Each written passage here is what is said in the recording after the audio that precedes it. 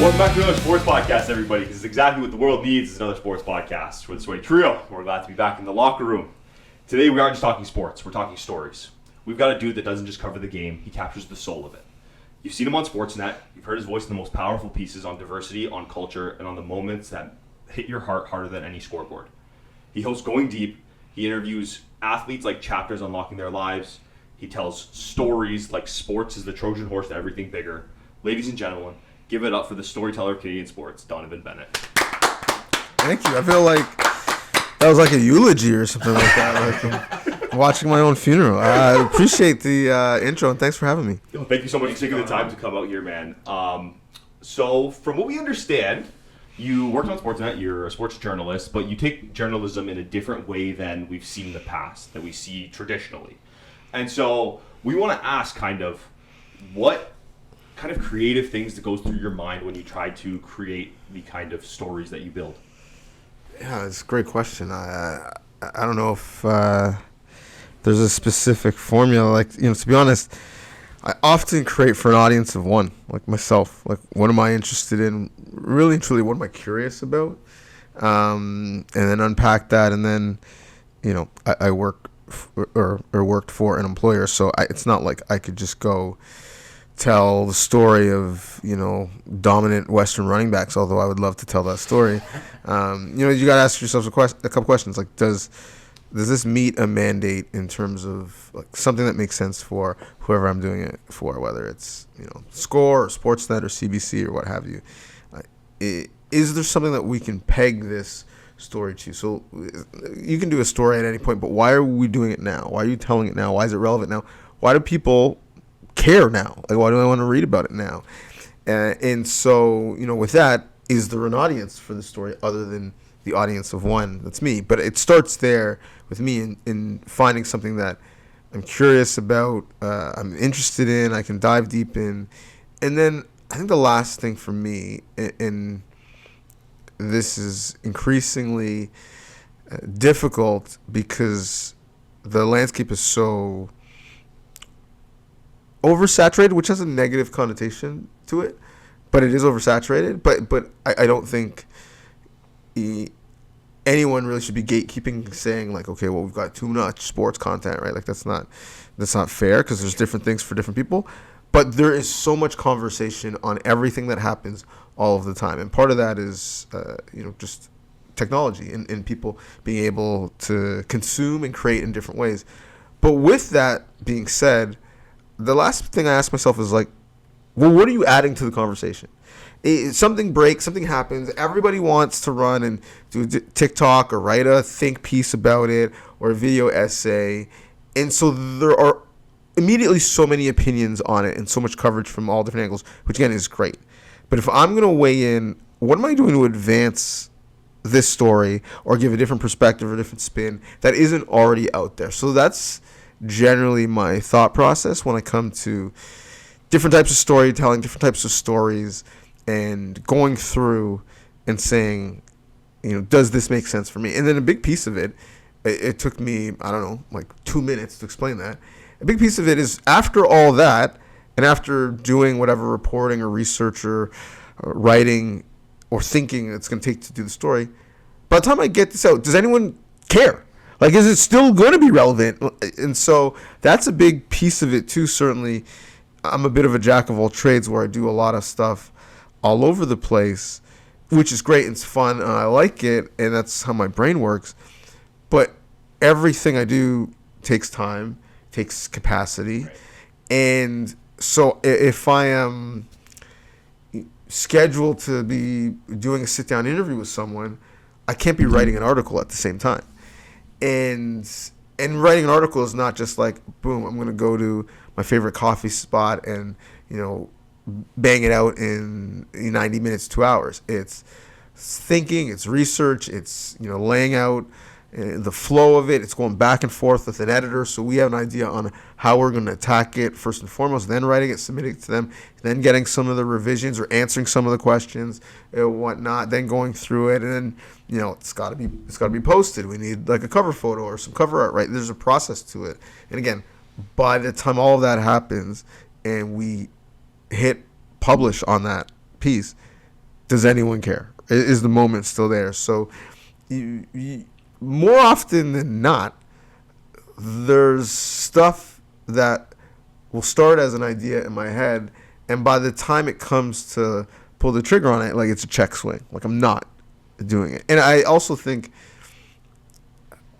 that for me comes with time, because I don't feel pressure to weigh in on everything all of the time, which I did when I was younger. And also I felt pressure in just getting work out there to get experience and to get my name out there and to build my resume and my repertoire and my exposure and just to kind of show and prove. And so I feel less of that pressure now.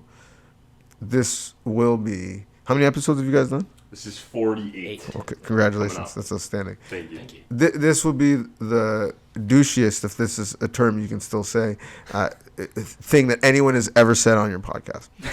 But I'm trying to be... I'm trying to be a luxury brand.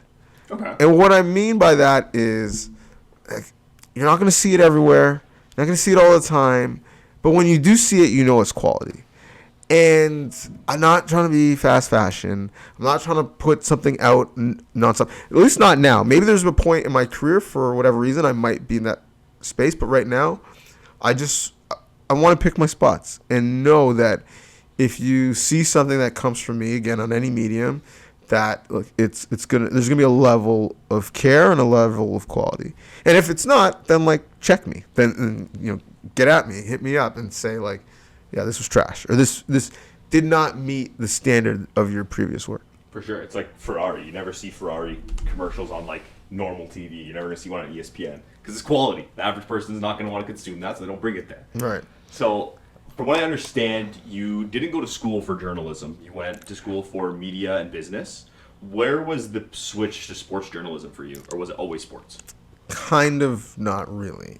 I did go to school for media. And so the Coles Notes version is I started my university career at a liberal arts school in Buffalo called Canisius College. Played football there. Was in the communications department. The football program actually folded my first year. Transferred back to Western mid-year. And so one school was semester, one school was term. Totally different. And because of that, my credits were kind of all over the place. And so going into second year, they were like, well, you actually can't stay in the media information and technoculture program that you were enrolled in and that you got into out of high school if you would have came here immediately, because you don't have some of the prerequisite first year courses. And I'm like, of course I don't, because I wasn't here for the entire year. So I have a bunch of courses from the U.S. that have transferred, and I took a couple second year, half year courses early, whatever. But I physically, it was impossible for me to say yeah, cool, no problem. What you can do is you can go over to Soch, spend a year there, take some electives, and then you just come back in year 3. I'm like, oh, I bet. So, what average am I going to need to get back into MIT? In that third year, it's roughly anywhere from 98 to 96%. And I'm like, so I can't get back, basically, is what you're saying, because people can fill in the blanks for themselves. I've seen the kids that get 98 and 96%, they're not like me. And so I've got, I'm a student athlete. I got a full load. It's just impossible to think that that's the bet that I'm going to make. So my education at that point was Build-A-Bear. I had to figure it out on my own. And so, okay, I'm going to do this split degree of MIT and Soch. And sociology is the study of people, so kind of the closest I figured I'm going to be dealing with people in media all the time. And so that was the move, because I couldn't get the traditional media information and technoculture was called at the time. At Western, they have a different term for it now. I couldn't get that sole Bachelor of Arts degree. Then at intent to register time, I think in my middle of my third year. Just in line, kind of looking at my courses, whatever. Again, like, because I'm building a diploma at this point. And it's like, oh, like, if I take 1.5 more philosophy courses, I can get a philosophy minor. Like, just another line on my diploma. Like, all right, like, I love a sail. That sounds like a good deal. So I took a couple more philosophy courses. At the time, I was like, this is really stupid. Like, what is the application for all these hypothetical things that we're talking about? Like, if this car is driving this speed and this car is driving this speed, and then there's a crash, and you can only save one person, and do you save like the car with 10 people, or do you save the car with one person? What's the value of a life? Like, I don't know. Like, when am I gonna have to use this? When are you gonna have to stop 2 trains? That's right. Like, exactly. Like, when am I? There's all these like hypothetical random scenarios that we like apply like Descartes to. I'm like, when am I gonna have to use this in real life? And so I say all that to say, had the media, had the soc, had the 5 credits by the end of philosophy. The only thing now that I use of all of that is the philosophy. Damn. Only thing. Yeah. Only thing. So, I mean, university, for those who are there or going, for me, it is an exercise in like making some mistakes and figuring it out, learning how to work hard, learning how to navigate other people and meeting people, but just like dealing with different types of humans, because there's different ages and stages in life where you're like, I've met you before. Like, I've dealt with your type. I see your game. Like, the narcissist, or the the self-deprecating, but really there's something like deeper going on inside. Maybe you should check in on them. Like, you've seen these people like in your course, in your dorm, in your student house, right? If you're part of one, in your sorority or fraternity, on your sports team. And so there's different areas and stages in life where, like, yeah, I've dealt with you. I'm like, I don't, it doesn't pass the smell test. I don't trust you. And so I think that aspect of it helps, and you're naturally, you are moved from your community, and so you're forced to meet a bunch of people, theoretically from different walks of life and different sectors and whatnot. So that's essentially what university is like. It's basically, an expensive crash course to what you're going to do for the rest of your life. Yeah, unless you're studying like something, I'm in dentistry. Like, okay, yeah, like you need to not mess up someone's teeth. Like, yeah, okay, that you're getting that. But everything else, like by and large, most people, what they studied has little application to what they do in their everyday life at this point. And then the other stuff you study, there's no real life application to it. There should be just a compound interest course, like just the magic of compound interest. There should be a course about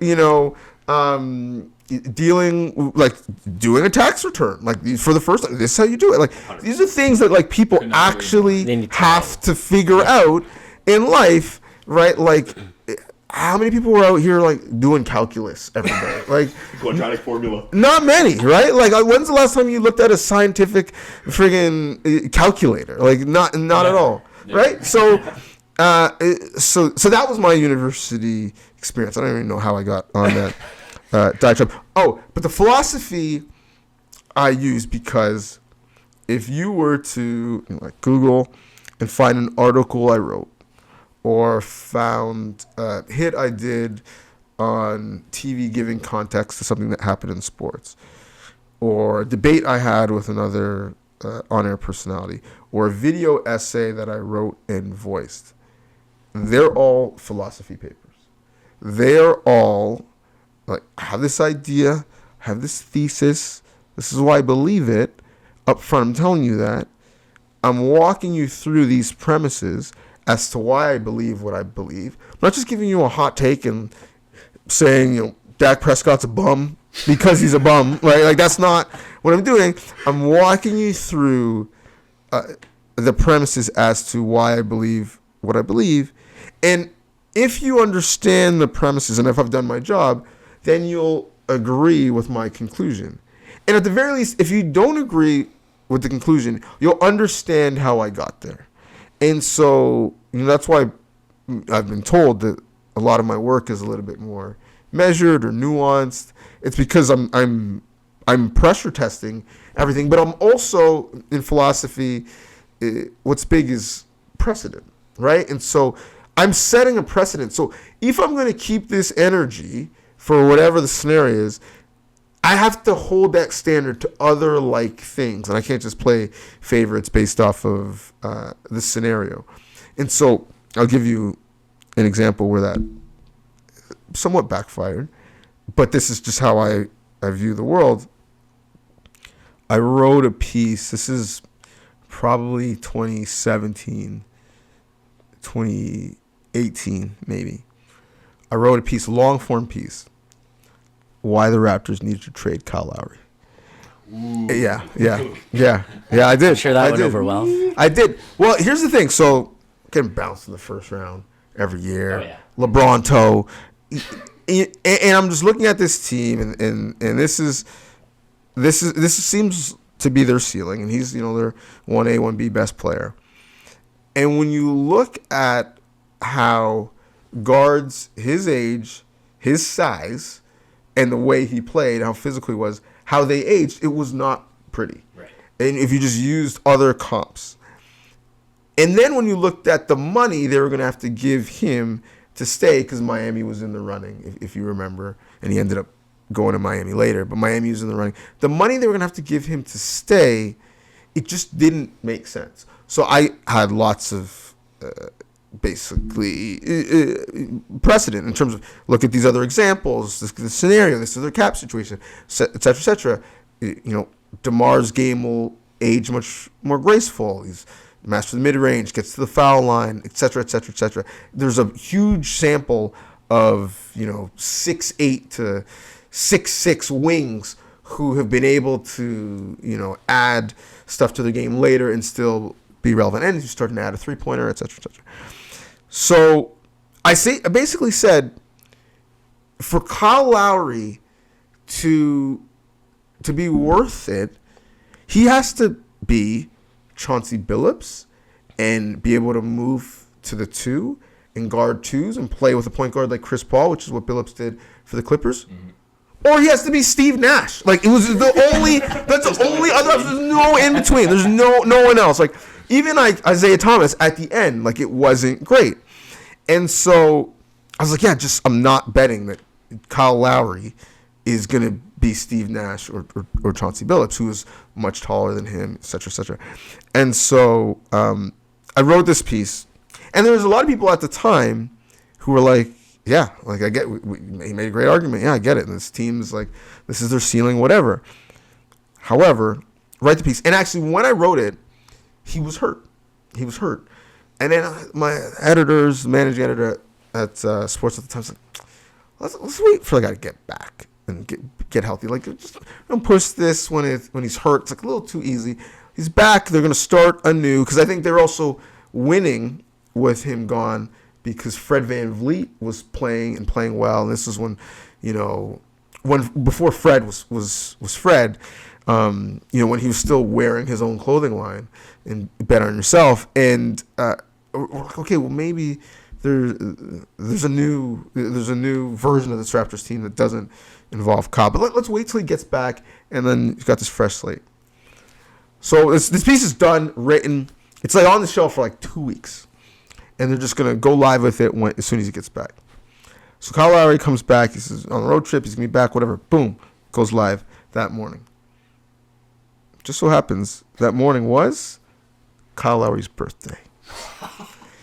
Happy birthday. Happy birthday. You should be treated. So the piece comes, like, unbeknownst to me, I didn't write the headline. I didn't post whatever. I wrote it while it's done, locked, loaded. I'm like, it's on the weekend. I'm at my buddy's, my good buddy Mike Folds' house. We're watching football or something at the time. And my phone is just blowing up. Because Sportsnet posts the piece, but then also scheduled totally separately there's a happy birthday Kyle Lowry post, whatever. So Raptors fans who, are engaged at the best of times are not only, some of them don't love the piece, they're actively mad that the piece came out on his birthday. So they're caping for him. And then they're at mentioning him in the thread where the post is. So in the event that he didn't see it, he's like, wait, what's going on? What is this? And I'm just like, man. So it was the first time that, so I got my phone here. It's the first time, I just put my phone down. And my phone's just doing the Harlem Shake all day because people are just constantly messaging. And that happened literally for 48 hours. And that was the first time that people really, came for me in a way. And then obviously the guy's he's freaking still playing, not playing at that level, but he's defied my logic, and he was a principal member of a championship team. So clearly, I got it wrong. It's interesting though, the as much as I had my numbers and whatever, and I always say this when I'm making a critique of a coach, for example. Dwayne Casey is a great example. People were crushing him, play JV in the fourth quarter, blah, blah, and I was one of those people who's like, this guy's an interior presence. He's one of your 5 best players. Why would you just arbitrarily decide I'm not playing him in any fourth quarter just because the other team is going small? Force their hand, punish them inside, and make them come to you. But I would always, when I go on TV and talk about this, I would say, or preface it and say, listen, Dwayne Casey has more information than I do. And also, he has more interest in this going well. He wakes up every day thinking about, how can I get the best out of my team? How can I win? He is invested. And so fans, to a certain extent, media, we think we know best. We think we're outsmarting. We have a difference of opinion. And maybe sometimes when you're removed from it and removed from motion, you can think clearer. But you have way less information as to what you're talking about, and way less of a dog in the fight. So to always preface it with saying, Dwayne Casey's forgot more about basketball than I will ever know. But I just philosophically disagree with bending to what your opponent does. I'd rather force their hand. But that's just me. But I bring that up because the Raptors analytics group, and it's not just me, Kyle Lowry was almost traded a couple times.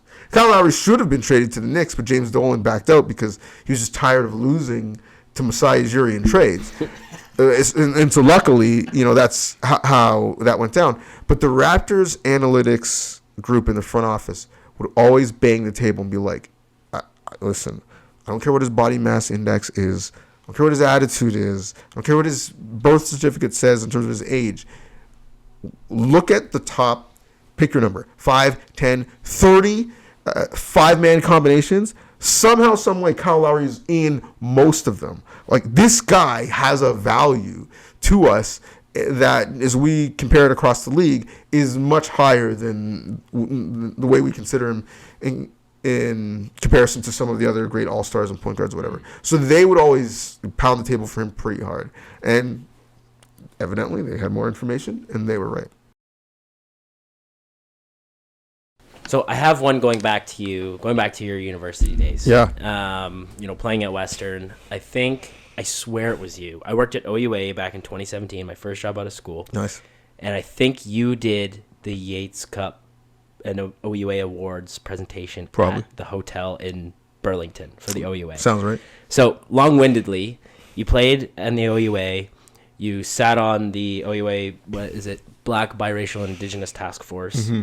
You won the Lester B. Pearson Award, and you launched the Recognized Game program with Sportsnet. Mm-hmm. Walk us through that journey where it's going from student athlete to then graduating to then hosting award ceremonies, winning this big award, sitting on this task force, and then starting, I would say, probably a monumental program with Sportsnet where you're doing those things. Yeah, I didn't necessarily draw and connect the dots in the way that you did, but they all are connected. I would say the journey's not done. I was just at the Yates Cup, just in the stands watching this past Saturday with an outcome that I was super surprised by. I'm going to be doing the Vanier Cup broadcast in just under 2 weeks for CBC. So still involved, although I'm dating this, so I'm not sure when you guys are putting this out. But yeah, so I mean, there's an aspect to me that always will be a student athlete. You can't take that out of my DNA. So that's the lens that I look at everything through. So certainly when it was getting my broadcast start, not qualified at all. The first time they put me on air, the score, they created a segment for me. It was in the trenches with Donnovan Bennett. So it was like, you guys are probably too young to remember this, but it was like the Tony Siragusa role on Fox, where he was like on the sideline, but not a sideline reporter. He was just talking about what he was seeing from an X's and O standpoint, from that vantage point to the booth. And it eventually grew into a role where I was doing reporting and interviewing coaches and whatnot. But to start, I was just there, fresh off the field, telling you what I'm hearing, what I'm seeing, giving you that insight. And I was terrible to start. My first game was Western McMaster, school I played for, school I played against a lot. My first hit, I said McMaster Mustangs, Western Marauders. I was just like all over the place. I was terrible. And eventually I got some reps and I got better, and I had some people certainly at that time to help me. But my assimilation into the industry wasn't necessarily linear or smooth. In hindsight, looking back at it with more experience and certainly a level of comfort, I can understand how difficult it was at the time and how it could easily be much easier, and how many other people who were endeavoring to get into the industry would have, if they were like smart, would have quit and gone and done something else a lot earlier. I just was too obnoxiously confident and too inept to do anything else that I just stuck it through. But this industry in many ways eats its young. And so in looking back, I was like, okay, I can help make a difference and impact some of the people coming through, so that it's not so much a scenario where you're coming into the industry and you're trying to figure out how to survive. Well, let's figure out a way to put people in a posture where they're figuring out how to thrive, which is entirely different, because for young people, period, it's difficult. And then when you add the layer of race on top of it, and I can't speak to gender, I can only imagine, it's like sink or swim in shark-infested waters. And so that was certainly the precipice in me starting the BIPOC mentorship program at Sportsnet. In terms of the task force with the OUA, there were many groups putting together panels and boards and task forces post George Floyd's death, and I, got invitations to be on a lot of them. I, for the most part, felt like they were just checking a box and not bullshit. Yeah, they weren't really. They were doing it because they felt like they should do it, or they didn't want to be considered not doing anything, but they didn't really know why they were doing it, what the desired outcome was. And I just felt like, a group of people's trauma is not a trend. When something else happens, or when you get exhausted of this, you're just going to move on to something else. I'm not really interested in PR for you. The OUA was one of the groups where I felt like, no, this is real. I knew Gord Grace personally. I worked with the staff on many different events. I understood that they were proactive about wanting to impact real change. And I also understood that, like, quite frankly, the makeup of the student athlete had changed even since I had played. There was much more diverse kids, going to school, expecting to get a college degree, expecting to get a scholarship, quite frankly. And just like another generation of first and second generation kind of immigrant kids, no matter how much melanin in their skin they had, with another generation of them being here, that expectation grew in terms of expecting to be in university. So as I saw the makeup of the student bodies change, I was like, okay, this could have big impact for a wide number of students, because it's no longer, depending on the sport we're talking about, in many cases it's no longer, we're talking about like a minority. When I played, like, jokingly, like, we would get off the bus and be like, well, how many black guys do they got? Like, how good is this team actually? And it would be like not many. Like, it's like, all right, like, okay, York, you're the leader. Like, you have the most black guys once again. Like, but now, like, you couldn't really do that in Canada. Certainly not in the OUA. So yeah, it's if you watched the Laurier Golden Hawks run out the tunnel, and you watch the Ohio State Buckeyes run out the tunnel, like, aside from like the size of the athlete, the makeup of the race of the athlete wouldn't be jarring in a way that it would have been when I was playing. So yeah, that's kind of why I was willing to lend my time to that. And to be honest, like, I learn a lot through both of those experiences. Like, I think there's an assumption that, okay, you've spoken about it, you've experienced it, everything. Like, I certainly didn't know nearly, and I'm ashamed to say it, but I didn't know nearly enough about the experience of Indigenous people in our country.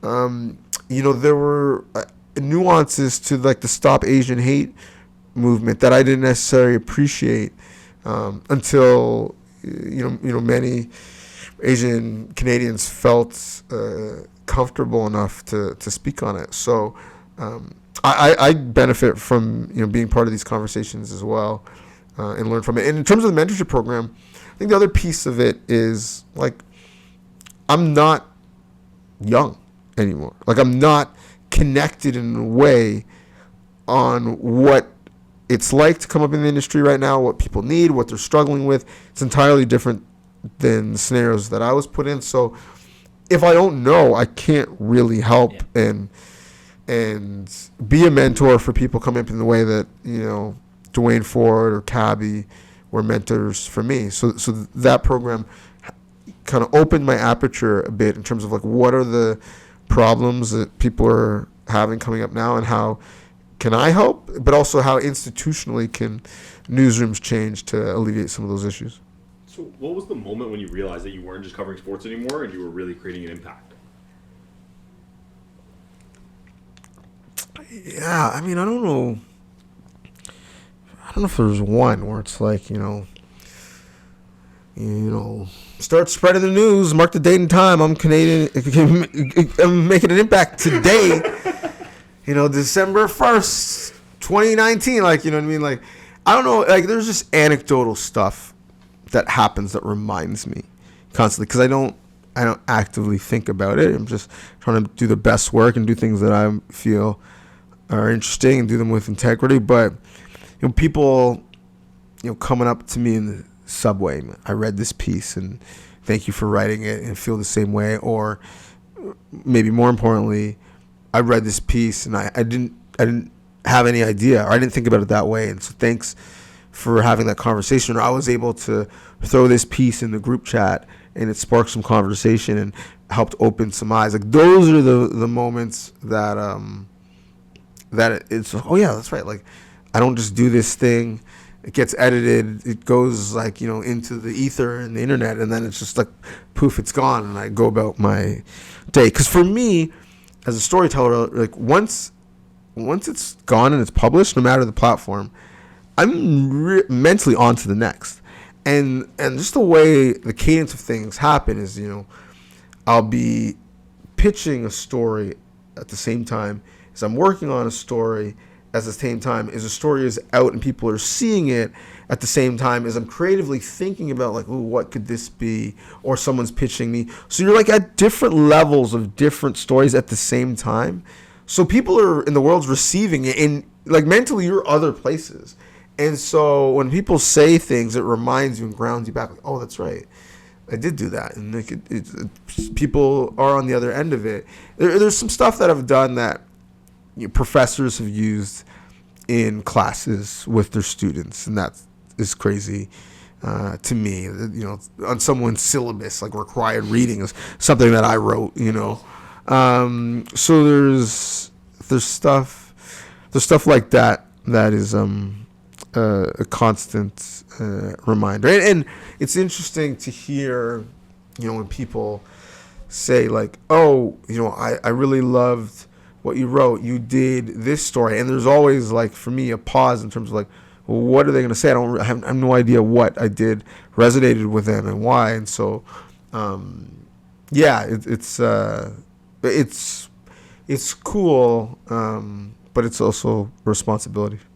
I think it's safe to say you're kind of like a quality over quantity kind of guy. I'm trying to be one. Yeah, I'm trying to get there. Again, so I'm going to go totally off the rails and tell you about the pre-wedding marriage counseling that I did with my wife. Like, we got married at a church, and you had to do a marriage counseling course, and so we did it, and it was actually really beneficial and helpful. Anyone who's engaged, I would highly encourage it, because it actually forced us to talk about a bunch of things that maybe we wouldn't have as explicitly or assumed.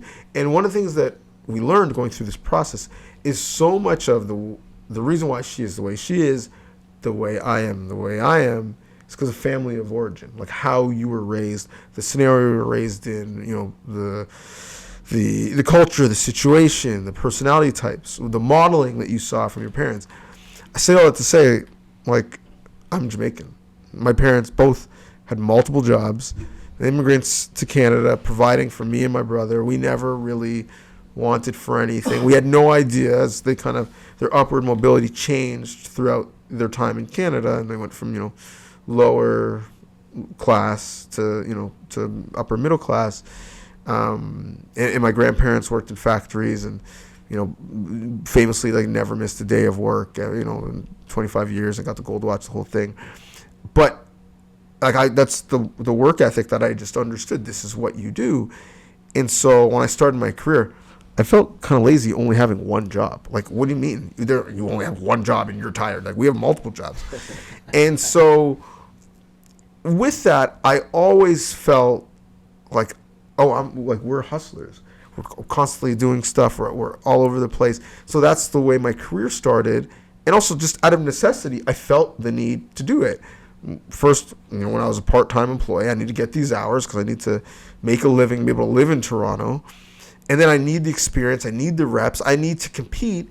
And it just goes back to that sporting mindset where there's X amount of reps. I want them because I want to prove myself, and I want to move up on the depth chart, and I want to start right. So I attacked broadcasting the same way. So for the first half, 2/3 of my career, I was doing everything nonstop, all over the place, and I was such a hyphen that I'm writing, I'm producing, I'm doing interviews, live event, features, different sports, radio, podcast, etc.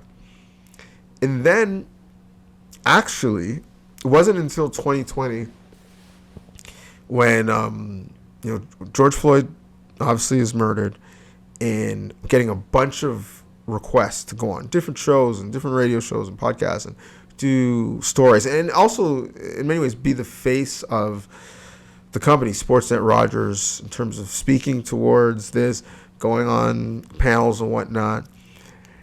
And I'm getting all these requests, and again, I say yes because I'm not in the position to say no to stuff. That's just not what you do. And we had a broadcast coach at Sportsnet. He also does work for individuals and with CBC for the Olympics. His name is Bob Babinski. He's a former outstanding journalist that's now is a performance coach in broadcast. And he said to me at that time, the most important word you're going to say right now is no.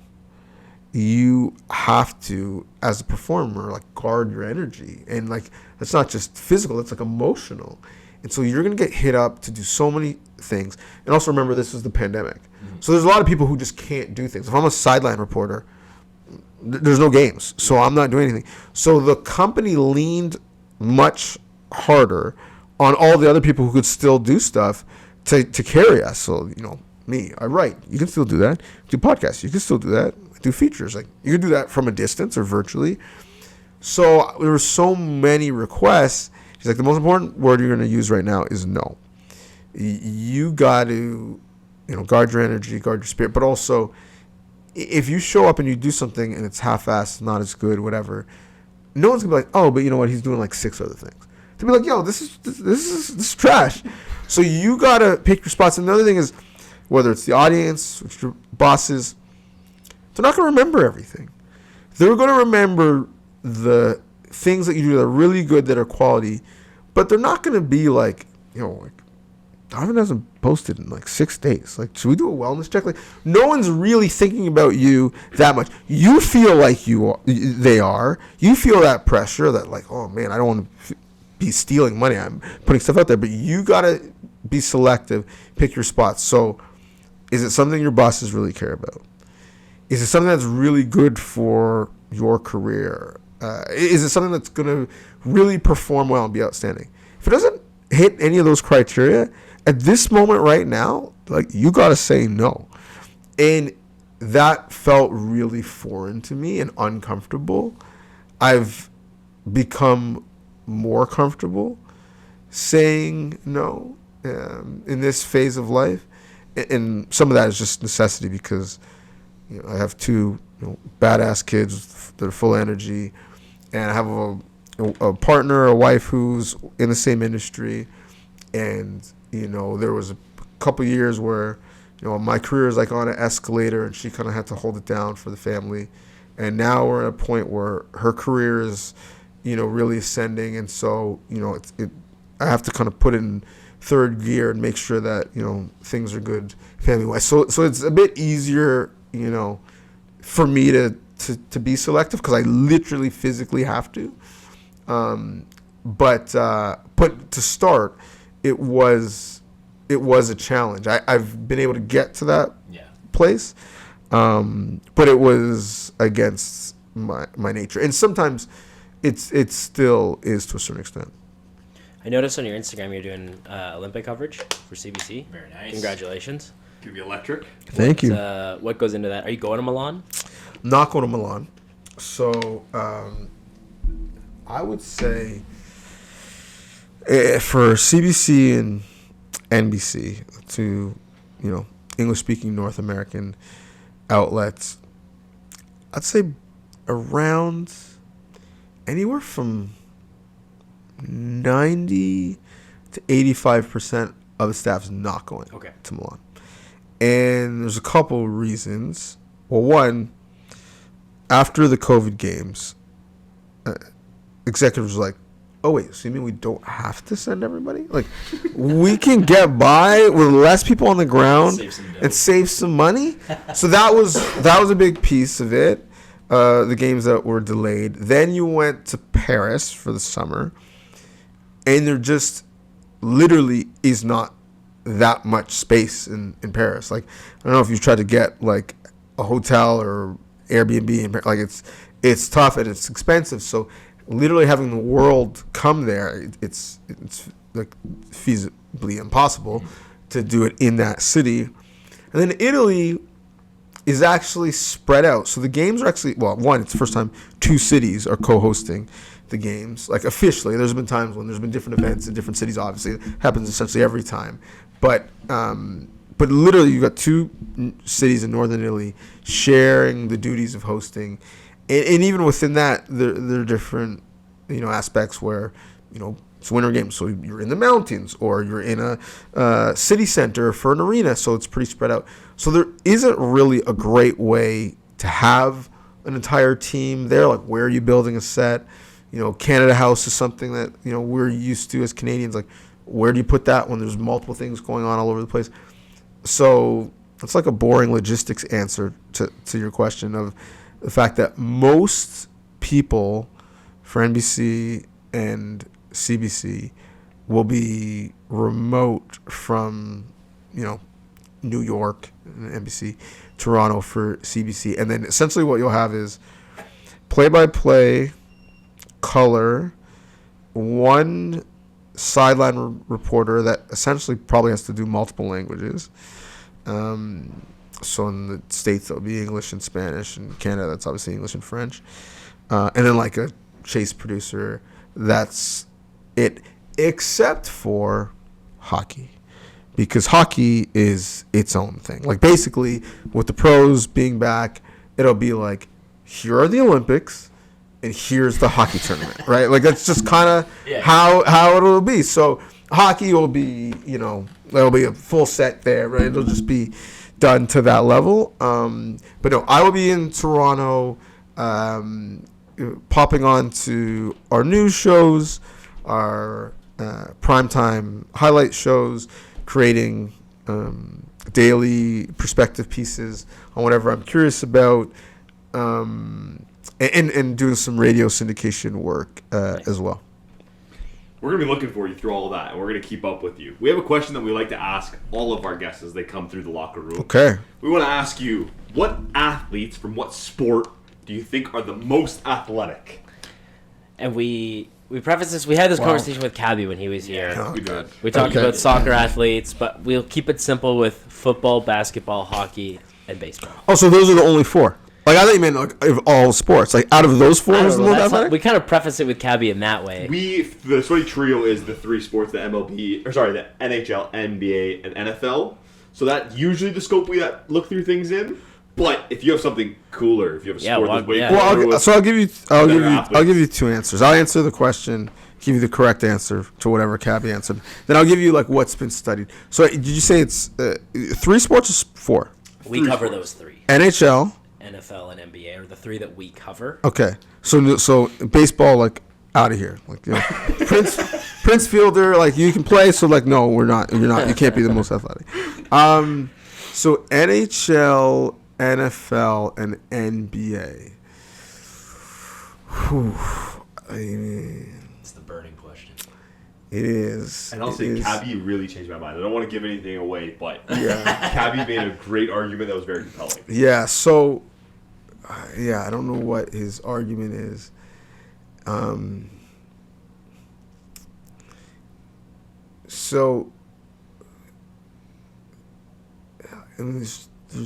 This is the hot seat. This is the hot seat. Well, because because what happens is, and I'm a philosophy major, so if I answer the question, I have to back it up with precedent, because I say it's sports X, and you're like, but what about this guy? How athletic is he? Right? I say NBA. Well, Oliver Miller, he's not that athletic. So I have to be able to back it up with like some sound analysis and facts. Having said all that, it pains me to say this. The correct answer is basketball. Damn. So that was my initial answer. Wow. I think LeBron is the most athletic human being on the planet. Okay, so walk us through your thinking on that. Well, we'll just take, first of all, and I'm in Canada, I'm going to get canceled for this. Like, just remove hockey from the equation. Hockey is very athletic, whatever, but there are like fine motor skills that you learn from a young age that make you outstanding at hockey. Fair. And that kind of take you out of the conversation. But if you took some of the athletes from other sports and gave them that training, would they be able to play in the NHL? Yes, yeah, they would, right? Like, it's just, if we just did any objective testing of athletes from the sports, by and large, the hockey players would finish third by a huge margin. So hockey, I'm removing that from the equation. It's not hockey. Okay. It's not hockey. So hockey's out. Hockey is out. So NFL. So now it's NFL and NBA, and difficult part with NFL are there are so many different types of athletes, right? right. Yeah, sure. You got offensive linemen, you got kickers, you got quarterbacks. Even among quarterbacks, you have Tom Brady and you have Patrick Mahomes, you have Cam Newton. Like, just so different in terms of their athletes. However, this is my overall analysis. Because, like, is Saquon Barkley more athletic than Grady Dick? Like, yes, he is. However, if you just took, like, league average basketball player and said, go play football, and you watched it. Then you took league average football player and said, go play basketball, and you watched it. Oh, my God. This football player, like, you messed up that Euro step. You have no left hand. Like, just anyone who's played basketball, especially when you get tired, things that look so simple.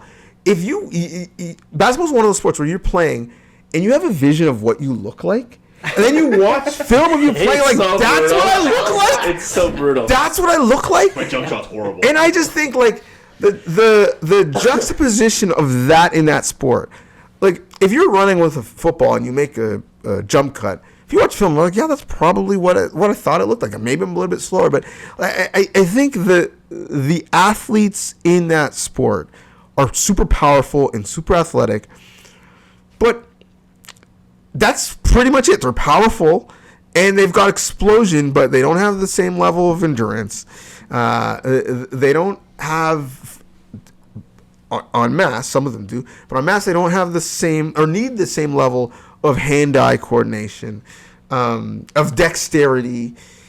Like, you can be a pass rusher who only passes from one side of the field, and your swim move is this, and your rip is this, and that's it. TJ Watt does not move. He's on one side.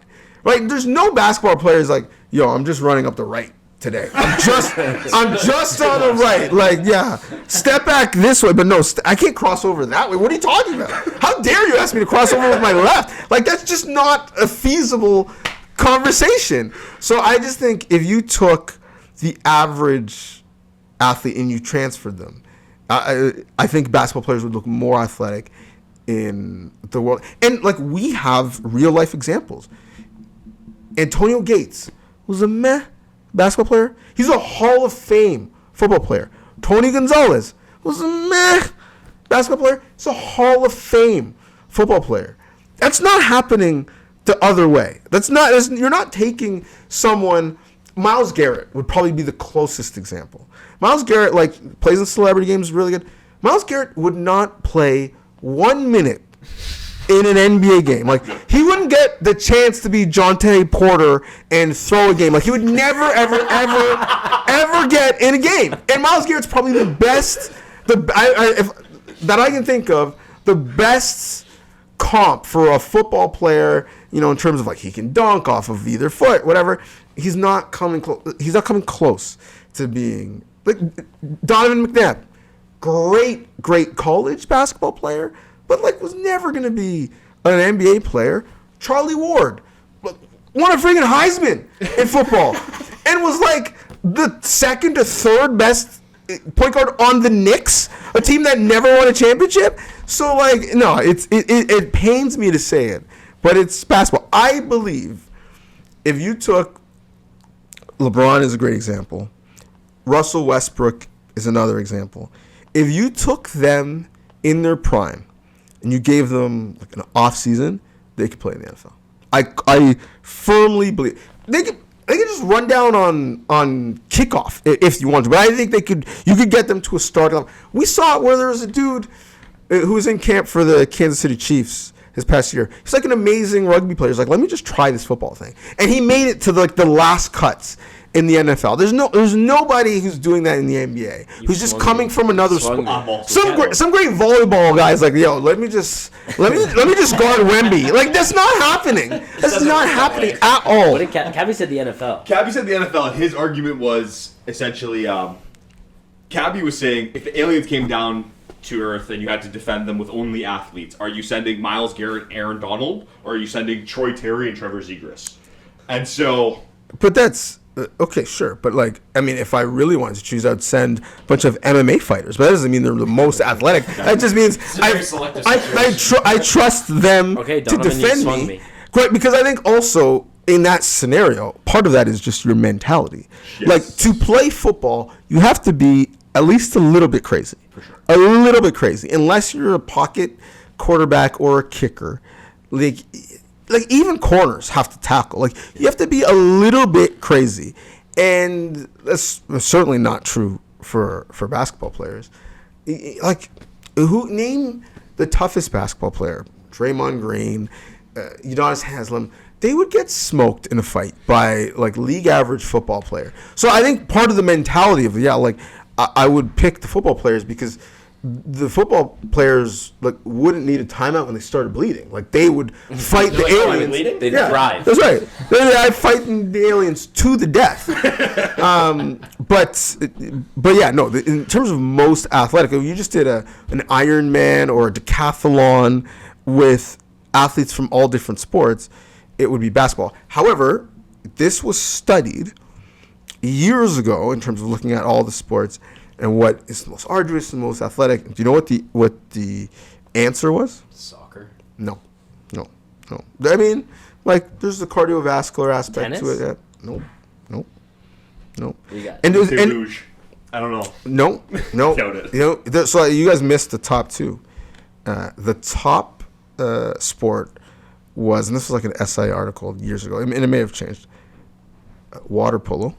Okay, fair enough. And you think about it, like, all of the stuff, like the physicality of basketball, football, that's all happening while you're treading water. Yep. Or Like, holding your breath. like, that's just wild. I didn't think about that. That's wild. Yeah. So water polo was one, and then rugby was two. Fair enough. Rugby's crazy. And rugby has a little bit of some of the aspects from football, some of the aspects from basketball, some of the aspects, to a certain extent, from soccer or from hockey. Rugby's got like some disciplines from a bunch of different sports, and just no pads. And so rugby was number two. Damn. Thank you so much for taking the time to come to the locker room, man. This was an unbelievable interview. This is so eye-opening, and I'm so glad to hear everything that you've been through and that you're working on. Take the opportunity to tell the viewers where they can find you and what you're working on. Yeah, at Donnovan Bennett is my handle, DONNOVAN BENNETT, because I have the same name as my dad, and my dad was born in Jamaica in the country, and in the country, you just like send someone to go register your kid's name, and they came back, and like, wait, why is there an extra N here? And so I have an extra N. But Donnovan Bennett on social, IG, X, and they can find me doing some stuff for CBC coming up, the Vanier, which should be fun. Depending on when you're listening to this, and if it already happened, then just delete this.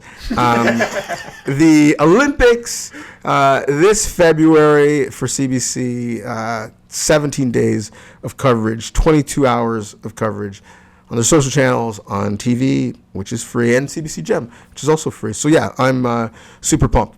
That's awesome, man. We're going to be watching Absolutely. us podcast. 100%. Thank you so much for coming to the locker room. Everyone at home, make sure that you're liking, commenting, sharing, subscribing to everything, because the more that you guys are active, the more that we can be reactive. We like making content that you guys like, and hopefully we can get Donovan back in the locker room another day. Donovan, can we get a stay sweaty salute? Stay sweaty. Stay sweaty.